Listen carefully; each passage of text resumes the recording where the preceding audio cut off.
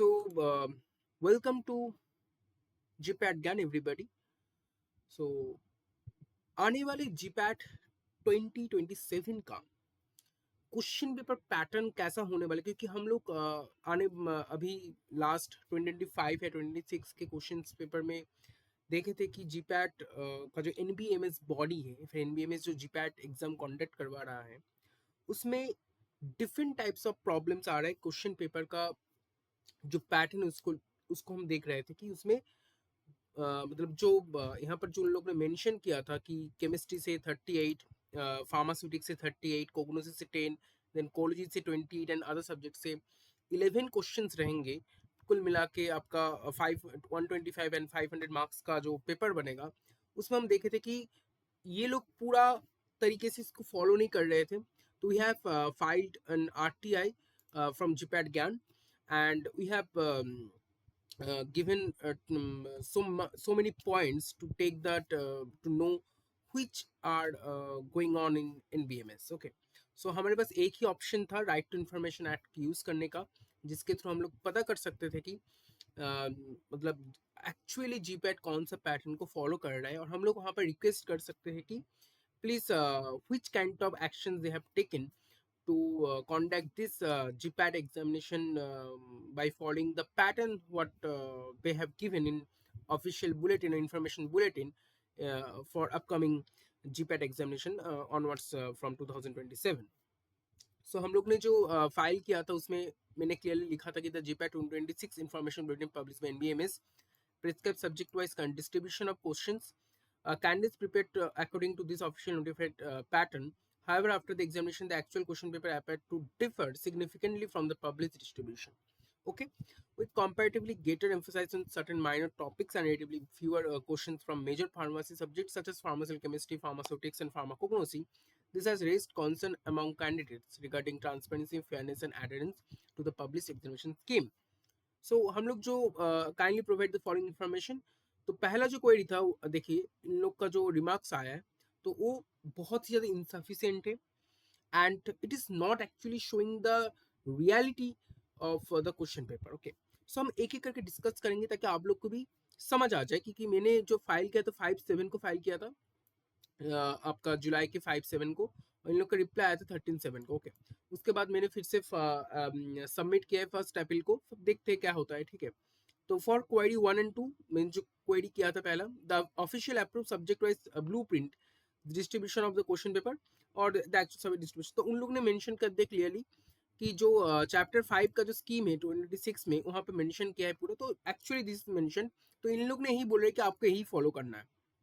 ये लोग मोटे मोटे तरीके से बोल रहा है कि आपको ये वाला पोर्शन को फॉलो करना है, क्योंकि यहाँ पर दिया है कि चैप्टर 5 का स्कीम को फॉलो करना है। चैप्टर 5 यही है, स्कीम ऑफ जीपैट 296, तो यहाँ पर पूरा दिया हुआ है, इसी को बोल रहे हैं कि आप लोग को फॉलो करना है। यानी कि हम लोग ये मान सकते हैं कि क्वेश्चंस का जो आएगा, जो हमारे पास जो क्वेश्चंस आने वाले हैं वो भी इसको ही फॉलो करके आने वाला है एक्चुअली।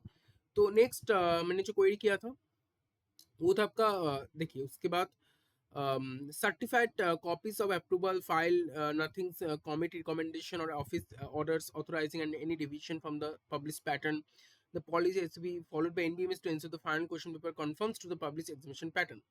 तो 3 के लिए ये लोग बोला hypothetical query does not classify as information hypothetical query, मतलब ये लोग मोटे मोटे तरीके से यही बोल रहे हैं कि अगर मैं आपसे पूछा कि आप लोगों ने इसी पैटर्न को फॉलो किया है कि नहीं, इसका कुछ प्रूफ आपके पास है कि नहीं, या फिर कुछ भी सर्टिफाइड पैटर्न या फिर कुछ भी सर्टिफाइड डॉक्यूमेंट्स आपके पास है कि नहीं कि यही पैटर्न को फॉलो किया गया है, तो लोग इसको बोलते हैं हाइपोथेटिकल क्वेरी। देन 5 में मैंने क्या किया था, whether any post examination review or audit was conducted to verify compliance with the notified, if yes provide a copy. तो इन लोगों ने बोला कि yes, post exam review workshop was conducted but they have not provided any copy. Okay, then when there is a number of complaints representation received regarding GPAT 26 question paper pattern and the action taken, so they can the data is not mentioned in the desired format.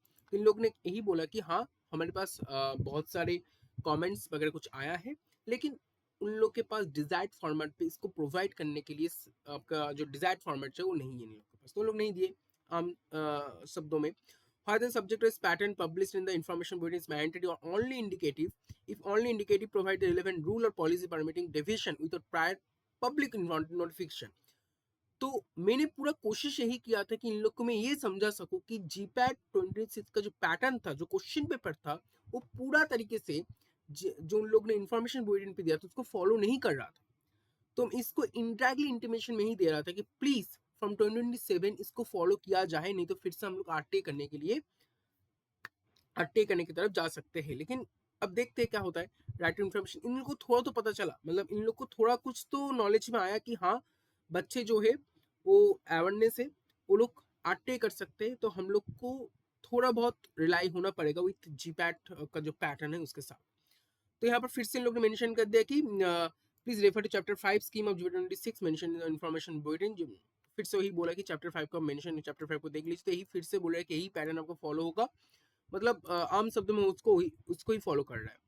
And then from 8 and 9, the preventive and corrective measures proposed by NBMS to ensure the transparency and adherence to the published pattern in future GPAT examination. Then फिर से मैंने दिया कि why the NBMS will ensure that the GPAT 2027 question paper strictly follow, जो कि मैं एकदम दिया था, the officially published subject was distribution mentioned in the GPAT 2027 information bulletin. If not, kindly provide the policy governing such deviation and why the prior public notice or will be issued before the examination of policies. Okay.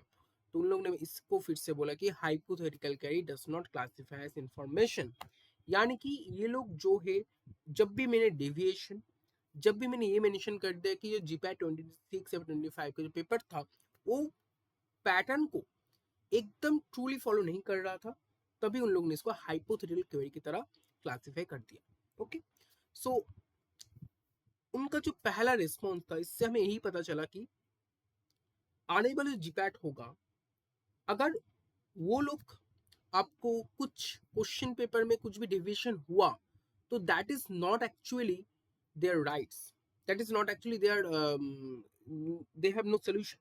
क्योंकि जो GPAT का question paper बनाता है वो committee बनाता है, उन लोग का एग्जामिनेशन बॉडी रहता है, वो क्वेश्चन पेपर बनाता है, डिफरेंट डिफरेंट प्रोफेसर इसमें इन्वॉल्व होते हैं, तो पूरा क्वेश्चन पेपर उनके ऊपर डिपेंडेंट होता है।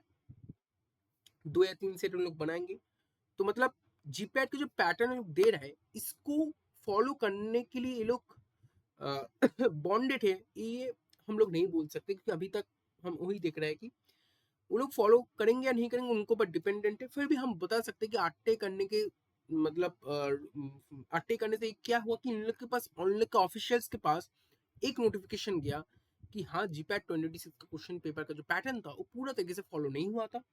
तो आने वाले ईयर्स में हम ये एक्सपेक्ट कर सकते हैं कि जो इन लोग का जो दिया हुआ पैटर्न है इसको ही फॉलो किया जाएगा, स्कीम है उसको फॉलो किया जाएगा। तो मैंने फिर से फर्स्ट आपका जो सबमिट किया एक अप्रैल को, फिर से मैंने बोला कि मैंने इसको ही लिखा कि the purpose of my article application was to ascertain whether GPAT 26 question paper was preferred in accordance with the subject wise distribution published GPAT 26 of information meeting and across the country paper based on official pattern। मैंने तो पूरा बोला था कि CPI has not provided the information actually sought, instead queries 1 to 7 merely refer back to chapter 5। मैंने इसको बोला था which contains only the published scheme and not the approved blueprint of the subject exhibition। ऐसे बोला था मैंने। query sent for have been wrongly rejected as hypothetical। इसको भी मैं बोला for query 5 CPI has confirmed that post review workshop was conducted but has failed to provide review report।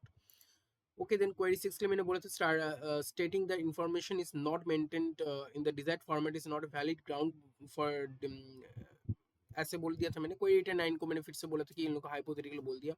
फिर से मैंने बोला कि I respectfully request the honourable first appellate authority.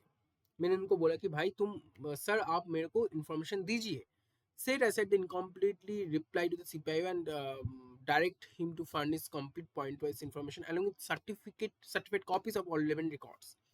Direct CPI to disclose the approved subject-wise blueprint and the actual subject-wise distribution of all 125 questions, records of post examination review workshop and available policies। मैंने इनको इसके ऊपर ज्यादा focus करने के लिए बोला कि considering the GPAT is a national level examination affecting the academic and professional future of thousands of pharmacy graduates, kindly ensure GPAT 2027 is conducted strictly in accordance with the subject-wise distribution published in the official information bulletin। Any unavailable division should be supported by a duly approved policies and notified policies before the examination through an official policies or so that no candidate is taken by surprise। I mean 26 question paper में दे दिए थे इसके साथ, इन लोगों ने comments, इन लोगों के status वाला comments out from CPIO as on 25/07/26। तो अभी तक यही अपडेट है। इन लोग से में इसी रिस्पॉन्स मिला है हमें। इन लोग ने अच्छे से कुछ भी डिस्क्लोज नहीं किया, कुछ भी अच्छे से इंफॉर्मेशन को आपका कंप्लीट क्लोज एंड इंफॉर्मेशन नहीं दिया मेरे को। बट इन लोग ने एक चीज हमेशा मेंशन किया कि चैप्टर 5, इन लोग ने एक चीज बोले प्लीज रेफर टू चैप्टर 5। तो हम लोग ये उम्मीद लगा सकते हैं कि जीपैट फ्रॉम जीपैट 2027 ये जो पैटर्न है इसको हमेशा फॉलो किया जाएगा।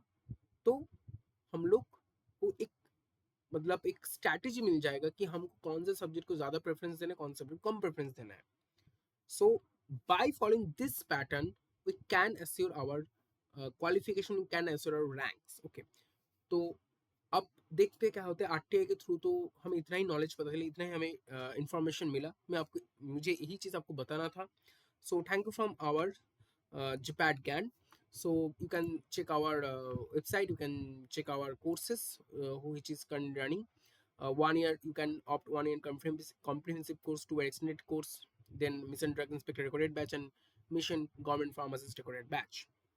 You just need to go to CMS and PMS where you have to go for payment management system and you have to pay the required fees to enroll in these courses. Okay, so you will get this type of courses with live classes, recorded videos. Okay, and then you can also opt this recorded batches where will get the recorded videos. Okay, so आपको मैं ही बोलूँगा कि preparation अच्छे से लीजिए और अच्छे से हमने मेहनत कीजिए, बाकी जो भी होगा अच्छा होगा। Thank you from arms.